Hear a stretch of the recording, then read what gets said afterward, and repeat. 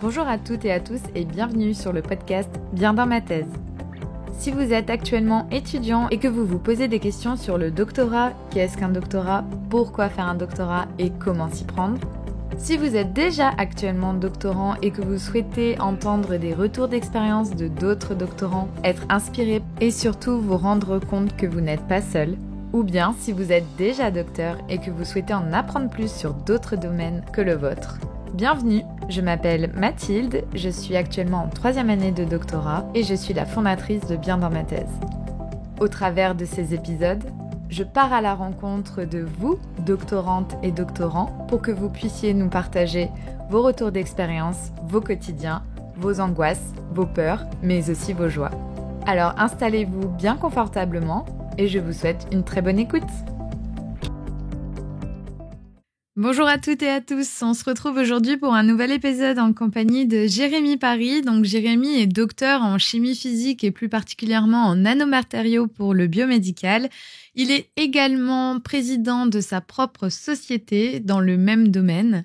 Jérémy a fait un doctorat avec un financement un peu particulier puisque c'est un financement qui s'appelle JCE. C'est un financement pour jeunes chercheurs entrepreneurs qui existe malheureusement pour l'instant seulement dans une seule région de France. Et au travers de cet épisode, il nous explique un peu son parcours de doctorant entre l'entrepreneuriat et entre la science et finalement ce qui l'a poussé à créer sa société. Alors on se retrouve après un petit peu de temps de pause. Comme vous le savez, je vous parle en direct de Londres. Il m'a fallu un peu de temps pour m'acclimater et quelques péripéties concernant mon ordinateur, mais maintenant tout est réglé. On va se retrouver tous les mercredis pour un nouvel épisode de podcast Bien dans ma thèse. Je vous ai partagé le planning prévisionnel sur mon compte Instagram ainsi que sur le compte LinkedIn de Bien dans ma thèse, donc n'hésitez pas à aller le voir. Concernant les vidéos, il y en aura une toutes les 2 semaines.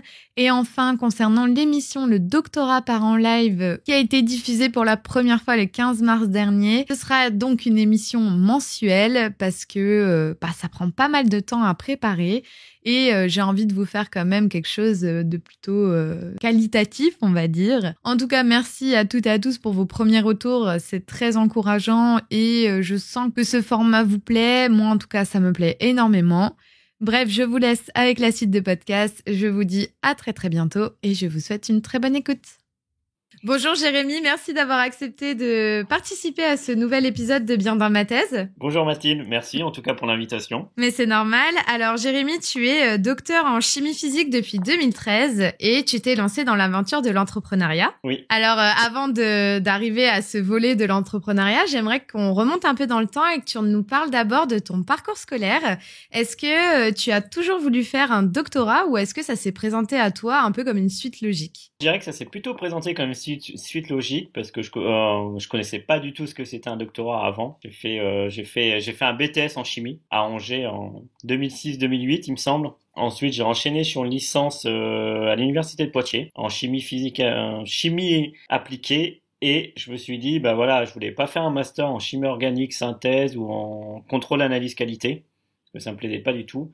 Et j'ai découvert justement ce master à Dijon, qui était master nanotechnologie, nanobiosciences. Et c'est ça qui m'a beaucoup plu, c'était vraiment travailler à l'interface entre physique, chimie, biologie, puisque avec les nanos, on fait un peu tout. On est un peu à l'interface de plusieurs domaines. Et ensuite, j'ai enchaîné sur ma thèse à Dijon aussi, sur tout ce qui était synthèse de nanoparticules pour l'imagerie multimodale et la thérapie anticancéreuse. Alors, c'est vraiment pendant donc tes années de master, donc je suppose pendant tes stages de recherche qui t'ont véritablement donné envie de faire une thèse finalement ? Ouais, c'est plus ça, j'ai plus découvert ce qu'était un doctorat, une thèse quand j'étais en master M1, on fait un stage de 3 mois dans un labo de recherche et c'est là où j'ai découvert ce que c'était un thésard parce que c'est un thésard qui m'a encadré sur les 3 mois et c'est comme ça que je me suis dit tiens, ça peut être intéressant de faire une thèse.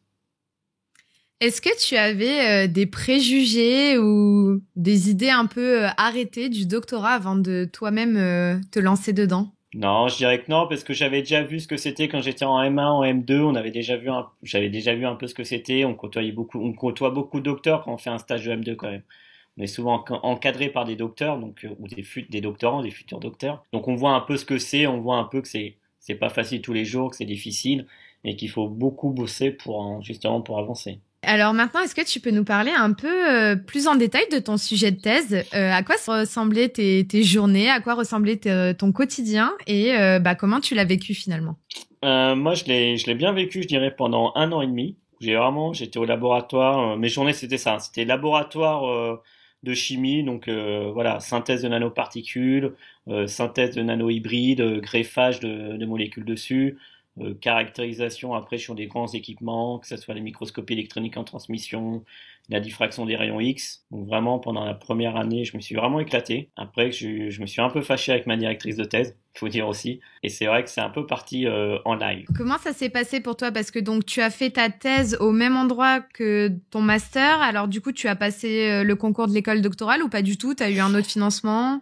Ah oui, non, j'ai eu un financement spécial puisque j'ai fait un financement de la région Bourgogne qui s'appelait Jeunes chercheurs entrepreneurs, qui D'accord. voilà, qui fléchait un petit peu les doctorants vers l'entrepreneuriat ou vers la partie privée, puisque j'ai fait une thèse et en parallèle de ma thèse, j'avais pas de cours de formation doctorale, mais je devais suivre un master en administration des entreprises. D'accord. Et tu peux nous parler un peu plus de ce financement parce que c'est la première fois que j'entends ça. Ça a l'air très intéressant. Bah, il me semble qu'il existe qu'en région Bourgogne-Franche-Comté maintenant. Ah, Et d'accord. ça a changé de nom puisque les régions ont fusionné. Ça doit s'appeler ICE, un Jeunes Chercheurs Entrepreneurs. Et le but, c'est vraiment de former les futurs docteurs, vraiment plus un peu plus au management. C'est souvent ce qui manque un peu. Voilà, moi, sur 3 ans, j'ai suivi le master 2 administration des entreprises à l'IAE de Dijon. Et on a fait de la comptabilité générale, comptabilité de gestion. On a fait tout ce qui était ressources humaines, management. On a fait quoi? Droit des affaires, droit du travail. On a fait vraiment tout ce qui était un master sur 3 ans en administration des entreprises pour être formé justement, soit aller vers l'entrepreneuriat, c'est la voie que j'ai choisie moi, ou soit aller plus facilement sur les projets en industrie où on demande d'avoir un peu plus de connaissances que la recherche, quoi, je dirais, que la science. Et donc, au niveau de ton équipe encadrante et du choix de ton sujet de thèse, comment ça s'est passé? Est-ce que tu as finalement répondu à un appel d'offres sur un sujet bien précis ou c'est toi qui as proposé un sujet avec une équipe encadrante que tu connaissais déjà? Je connaissais déjà l'équipe encadrante puisque j'avais fait mes 2 stages de master dans la même équipe. En fait, j'ai poursuivi sur ma thèse et on avait décidé en fin de master 2 justement qu'il y avait ce nouveau dispositif que je postule dessus. C'est un concours, je crois qu'il donne 10 bourses ou 15 bourses par an pour toute la région. Et on s'est dit, tiens, ça peut être intéressant ce financement-là. Moi, ça me plaisait aussi de faire plusieurs choses en même temps, de faire le master. Donc on s'est dit, allez hop, on y va. Et vous étiez beaucoup dans ton équipe à avoir ce financement ou les doctorants qui ont eu ce financement aussi étaient un peu répartis dans d'autres laboratoires C'est sur tous les laboratoires de l'université. On était, je crois, pendant mon année, qu'en 2013, en 2010, quand on est arrivé, on devait être 10, il semble 10 répartis dans différents laboratoires de l'université, que ce soit en chimie, en physique, en sciences de la vie, en sciences humaines, même en géographie. On a eu une personne qui était en géographie pendant nos années. Donc c'était vraiment sur toute l'université. C'est pas réservé que pour les thésards en sciences. Ok, bah c'est très bon à savoir, je pense. Comment ça s'est passé pour toi, du coup, cette double formation, si je puis dire, voilà, le fait que tu as suivi les cours de Master 2 de ce domaine bien précis. Est-ce que tu as toujours été intéressé par ça ou est-ce que c'est vraiment pendant le doctorat où tu t'es dit, ah tiens, peut-être, pourquoi pas l'entrepreneuriat Ouais, c'était sûr que je voulais pas être maître de conf ou CR, ça c'est sûr, CR ou CNRS où je le voyais. Moi j'aime bien aller au labo maniper. Donc je voulais pas être resté coincé à mon bureau. Donc je m'étais dit tiens ça peut être intéressant pour aller vers l'industrie ou pour voilà monter sa boîte. Voilà et c'est un master, bon c'est sur 3 ans. On avait je crois 2 jours par mois à temps plein où on allait à l'IAE pour faire les cours. On suivait les cours, il y avait des examens aussi en fin d'année, tout. Hein. C'est vraiment un master qu'on a passé complet avec d'autres personnes qui faisaient ça toute l'année. Ouais. Du coup, tu as vraiment apprécié le fait d'avoir cette double casquette du scientifique et de l'entrepreneur, quoi. Ouais, c'est bien parce qu'en plus ça nous sort un peu du labo, on prend un peu plus de recul, on rencontre d'autres gens qui sont déjà dans la vie active parce qu'il y avait des personnes avec nous qui étaient en master mais qui étaient par alternance, donc qui travaillaient déjà dans des grandes boîtes. J'ai rencontré d'autres personnes, d'autres docteurs justement JCE mais qui étaient dans d'autres filières. Par exemple, je m'en souviens, on avait un camarade qui était en sport, qui travaillait sur tout ce qui était escalade. Donc on peut se dire, mais faire une thèse sur l'escalade, à quoi ça sert, quoi? Il y a des thèses sur tout. Il y a des thèses sur tout et on en prend beaucoup en plus, plus en plus comme ça. Alors maintenant, est-ce que tu peux nous parler un petit peu de ta fin de thèse et comment tu t'es dirigé comme ça vers l'entrepreneuriat après ta thèse? Alors là, c'est vrai que je finis en 2013, décembre 2013. Bon, comme tout le monde au début, je me dis tiens, pourquoi pas faire un postdoc à l'étranger. J'avais deux, trois touches, mais ça s'est pas conclu. Et c'est en allant faire un entretien, je me souviens à Paris, à l'université Paris Diderot, j'ai été reçu par quelqu'un pour faire un postdoc sur tout ce qui était nano, donc il me plaisait pas trop, c'était un peu plus pour la lessive, donc ça me plaisait pas énormément. Et qui m'a dit mais en chimie tu maîtrises la chimie, la synthèse, t'as un doctorat et en plus t'as le master à côté, mais monte ta boîte. Oui, bah oui. Et c'est ça qui m'a dit, qui m'a petit déclic là, qui m'a dit tiens, pourquoi pas. Et finalement, cette boîte que tu vas nous présenter après, je suppose, est-ce qu'elle est issue de tes propres travaux de recherche quand tu étais en thèse ou pas du tout? Bah, elle est basée sur mes travaux de recherche, parce que j'ai fait la synthèse de nanoparticules d'oxyde de fer pendant ma thèse, et notre société, je dirais, elle est spécialisée dans la synthèse de nanoparticules d'oxyde de fer. On n'utilise pas de la propriété intellectuelle que j'ai fait pendant ma thèse, c'est vraiment Oui, c'est plus l'expertise, le savoir-faire, ce que j'ai appris en thèse, je le mets au service de ma société maintenant.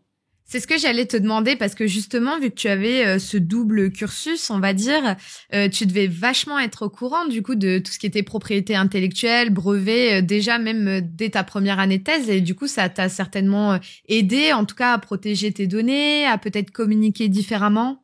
Je dirais que non, parce qu'en fait, c'est pas un point qu'on a mis beaucoup l'accent pendant le master, mais à côté, j'ai suivi aussi les cours à l'incubateur, puisque à un moment, je m'étais dit, tiens, si je vais vers la boîte, faut suivre les cours à l'incubateur, et c'est vraiment dans les incubateurs, on dit attention, la propriété intellectuelle, qu'est-ce que c'est, à quoi ça sert, comment on la protège, parce qu'il n'y a pas forcément que les brevets, Oui. à quoi sert un brevet, comment on rédige un brevet, tous ces genres de choses qui interviennent et qui sont très difficiles à mettre en place en fait.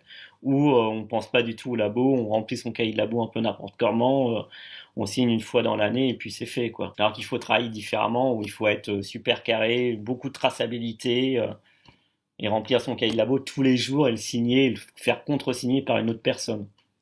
Mais en fait, alors ça, c'est vraiment un avis personnel. Je trouve qu'on n'est pas assez mis au courant. On sait, voilà, comme tu dis, on a le cahier de laboratoire, etc. Mais en fait, on se rend pas compte en première année ou en deuxième année si on n'est pas encadré par, comme tu l'as dit, là, un incubateur ou autre ou des cours à côté. On n'a pas cette logique à penser tout de suite à propriété intellectuelle, à protéger notre travail, même à communiquer. Enfin, je pense qu'on n'est pas, on nous prévient pas assez en fait sur ça. Non, bah non, on n'a aucune formation. Quand on a fait un master, personne nous a dit tiens, il va y avoir de la propriété intellectuelle sur les thèses. On n'y pense pas, on est en France, on fait de la science, pas pour faire de la science, pour s'amuser, on se fait plaisir. Mais derrière, il y a aussi un côté un peu, il faut être plus réaliste. Les cahiers de labo, c'est important. Moi, je pense que c'est important, c'est très important, surtout au niveau des États-Unis. Par exemple, la justice prend les cahiers de labo, pour eux, c'est une preuve. En France, un peu moins. Voilà, c'est peut-être aussi en fonction de la juridiction, de la politique et de la justice qui fait qu'on remplit mal les cahiers de labo et puis on n'a aucune formation. On nous dit pas, on nous dit tiens, on nous fait un cahier de labo, bah remplis-le quoi. Mais je mets quoi dedans, je signe comment et la date. Exactement, exactement. Je sais pas si tu es au courant, mais maintenant ils font des tests pour faire des cahiers de labo électroniques. Ouais, je sais, ouais. Qu'est-ce que t'en penses? C'est pas mal. Je pense que c'est pas mal parce que ça permet une bonne traçabilité puisque ça met l'heure, ça met le jour directement. Mais je crois que c'est pas donné en fait. Faut payer. Je crois que c'est pas donné au niveau financier. Ouais, pour les laboratoires. Ouais, pour les laboratoires. Nous, on y avait pensé pour la start-up parce que c'est bien, ça sécurise. En plus, si on peut mettre les cahiers de labo électroniques c'est un serveur protégé. S'il y a le feu dans le bureau ou dans le labo, bah, on est tranquille parce qu'on a toujours nos cahiers de labo qui sont protégés. Oui, puis bon, on va pas se mentir, mais des fois, avoir son cahier de labo en plus de son cahier de brouillon ou je sais pas, peu importe son ordi, c'est vrai que ça fait beaucoup, quoi. Enfin, des fois, c'est un peu embêtant. Ouais, ça fait beaucoup. Bah, moi, je fais cahier de labo et après, je refais un petit cahier de labo électronique où je réécris toutes les synthèses, tout ce que j'ai fait. J'ai un gros fichier Excel où je compile toutes les synthèses, tous les résultats. C'est du boulot, quoi. Comme ça, dans mon ordi, j'ai pas le cahier de labo à côté, mais j'ai mon fichier avec toutes mes données. Et ça, c'est quelque chose que tu fais depuis ta première année de thèse, en fait. Oui, j'ai toujours fait en fait. J'ai toujours eu, voilà, je fais beaucoup de manip. Moi, j'adore maniper, donc j'en ai trop des fois et il faut ranger au moment. Il faut être organisé à un moment. Bien Donc sûr. j'organise tout comme ça pour être tranquille quoi. Là, je vais dans mon fichier, je regarde tiens cette synthèse là, j'ai fait comment, à quelle heure, quel jour, les conditions de pression, de température, tout, et puis les résultats à côté, ce que ça a donné quoi. Ouais, ouais, non, mais tu as raison. Traçabilité, c'est le mot important. Oui, Traçabilité oui, en fait, traçabilité c'est très important. Mais c'est oui. beaucoup de travail en fait, on s'en rend pas compte, mais encore plus là, dans la boîte maintenant, on fait beaucoup de traçabilité pour être tranquille quoi. Bon, alors justement, on va parler un petit peu de ta société. Alors, est-ce que tu peux nous raconter un peu l'historique de la création de cette société? Comment ça s'est passé pour toi? Déjà, est-ce qu'elle a été créée tout de suite après ta thèse ou est-ce que tu as mis du temps à la faire? Comment ça s'est passé?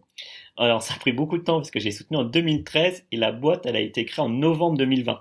Donc on a pris beaucoup de temps. J'ai fait quand je suis sorti de thèse, j'ai travaillé dans un lycée au début. J'ai travaillé en tant que professeur de physique chimie et en parallèle je montais la boîte en fait. J'allais à l'incubateur et puis j'ai fait une formation aussi dans les à la chambre de métier à Dijon.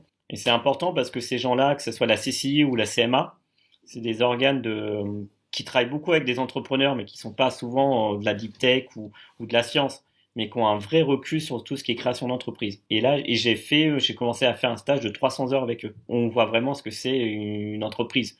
C'est quoi les statuts, c'est quoi le régime TVA, tout ce qui est pacte d'associés, tout ce qui est juridique, et ça c'est extrêmement important, c'est vraiment la base de l'entreprise. Si ça c'est mal fait, l'entreprise va se péter la gueule. J'ai fait ça et après, bon, tout seul c'est un peu difficile et j'avais beaucoup travaillé avec Richard Descréaux qui est maintenant dans la société, qui est associé dans notre société et qui m'a fait rencontrer aussi son doctorant qui est Pierre-Emmanuel Loulin et qui avait fait aussi une thèse JCE et qui lui travaillait beaucoup plus en chimie organique et moi en chimie nano.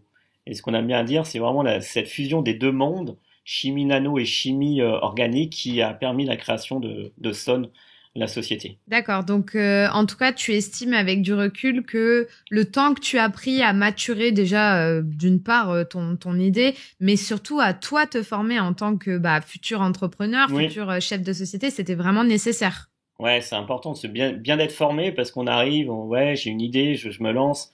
Non, tu crées une entreprise, tu crées de la dette. Donc il faut pas se lancer n'importe comment. Oui, bien sûr. On a été lauréat là d'un prêt d'honneur à deux avec Pierre-Emmanuel Doulin, mon associé, on 40 000 euros.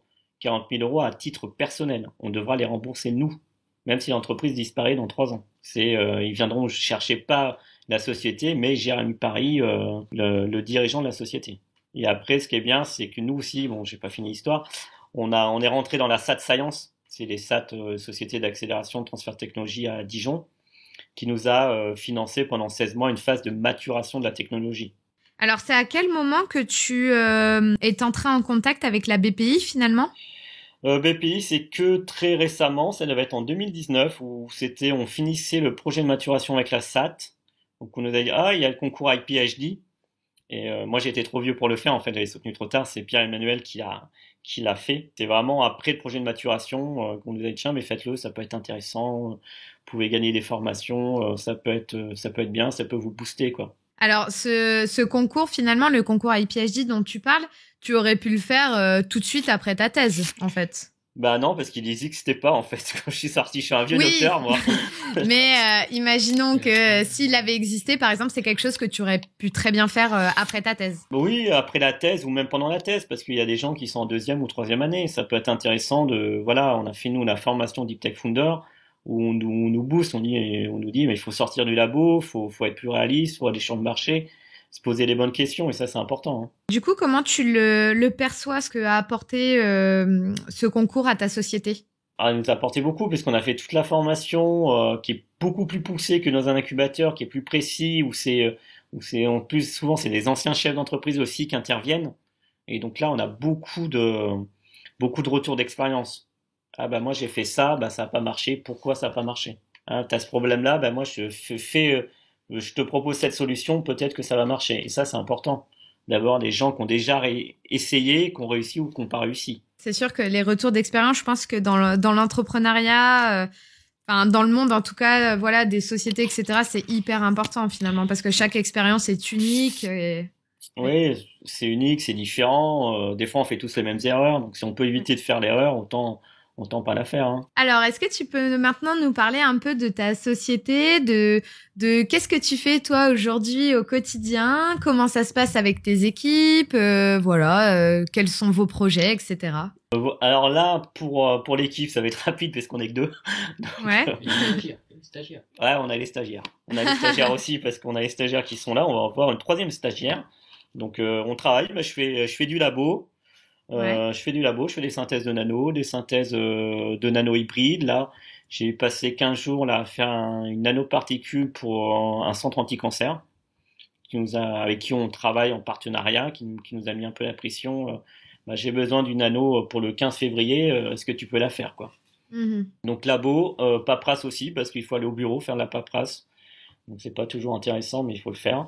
Et puis après, voilà, on a créé la boîte récemment, c'est d'aller voir les banques, essayer d'avoir des fonds, voir BPI s'ils peuvent nous donner par exemple la bourse French Tech Émergence, qui est une subvention qui permettrait de financer un programme d'innovation dans l'entreprise. Et du coup, toi et ton associé, vous êtes pleinement satisfait, en tout cas pour l'instant, de la vie d'entrepreneur que vous avez, parce que je suppose que ça doit être quand même un rythme de vie assez particulier, surtout en plus si vous êtes que deux pour l'instant. Oui, c'est un rythme particulier. Hein. Moi, j'arrive un peu plus tôt maintenant. Le matin, j'arrive, je fais tout l'administratif. Après, il y a les stagiaires qui arrivent, je vais au laboratoire avec eux.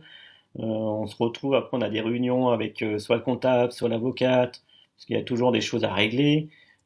Mais voilà, c'est un choix de vie qu'on a décidé, et puis voilà, tu le décides, et puis maintenant il faut assumer, quoi. Bien sûr. Là, je suis toujours là, je suis toujours au labo dans le bureau pour travailler. Hein.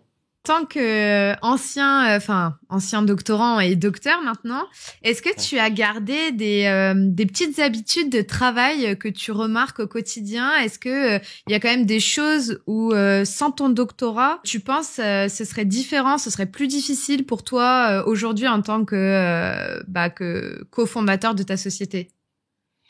Ouais, j'ai gardé quelques trucs, tout ce qui était traçabilité, ça je le fais toujours, remplir mon cahier de labo toujours de la même façon.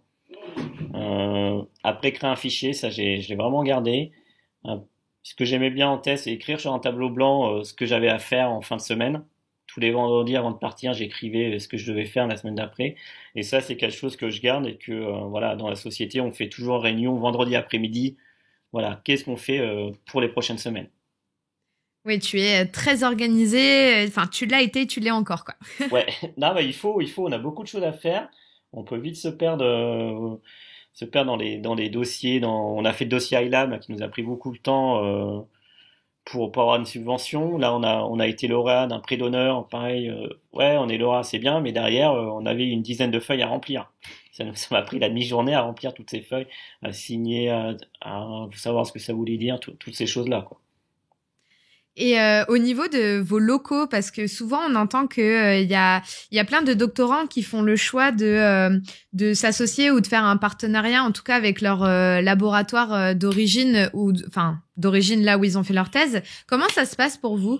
C'est très simple en fait, parce que les universités sont un peu rodées à ça maintenant. On a une convention d'hébergement avec l'université de Bourgogne.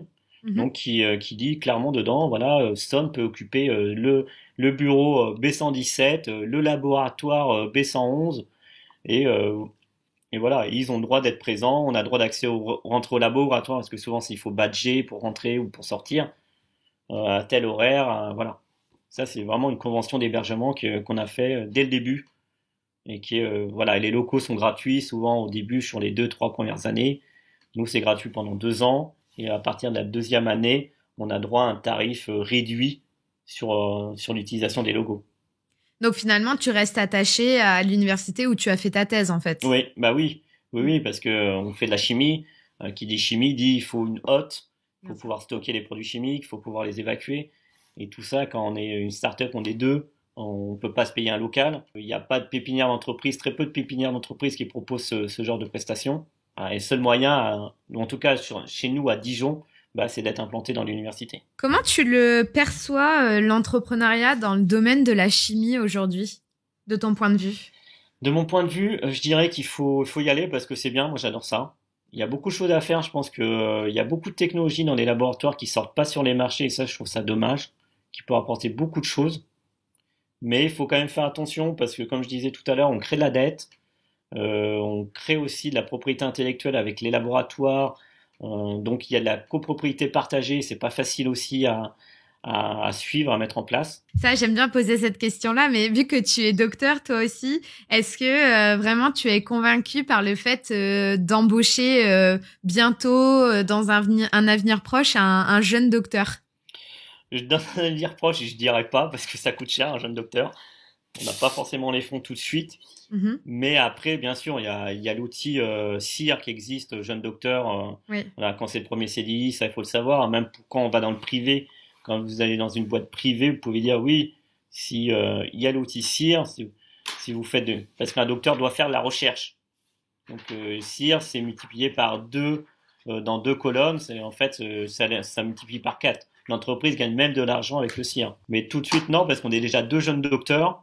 Et ce oui. qu'on a besoin, c'est plutôt de techniciens qui travaillent au laboratoire, qui puissent nous aider à faire plus rapidement les synthèses, plus d'analyses, plus de choses comme ça. Alors, je vais juste revenir un peu sur ce que vous faites au niveau de votre société. Au niveau des entreprises avec lesquelles vous allez travailler, ça va plutôt être des hôpitaux ou vous allez travailler aussi avec des entreprises privées ou je sais pas, d'autres choses comme ça?